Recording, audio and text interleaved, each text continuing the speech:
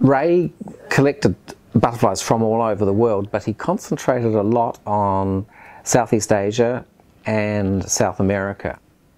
When he started, he was in the Solomon Islands in the Second World War, and he went over there. He had made contact with the old Plant Diseases Division of the DSIR, as it was in those days, in Mount Albert. They had given him some help and some equipment for collecting. He had a couple of big tins, a bit like kerosene tins or the old 40-pound honey tins that I remember as a kid.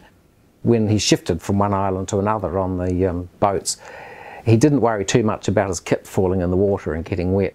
But those tins of butterflies, he guarded fiercely and made sure no harm came to them.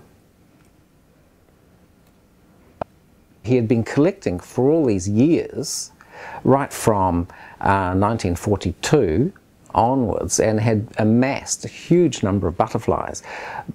But it was time for him to get them prepared and stored properly. So that was, in the late 90s, that was where he was really starting to get the collection properly housed.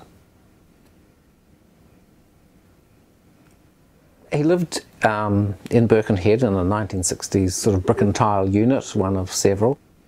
I remember the rather vivid Axminster carpet, the sort of the 1960s and early 70s furniture, and quite a pleasant time talking about why he'd collected, what he was doing with them, why he was interested, how he was getting more specimens.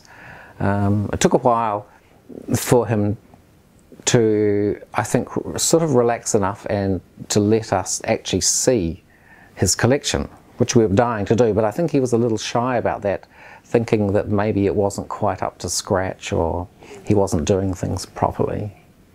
There's a degree of obsession. They are very focused on a particular thing, in this case it's butterflies, and I mean Ray showed that right through his life. From starting off in 1942 right up until his death, he was collecting and acquiring more. There was always more to be had to make the collection more complete.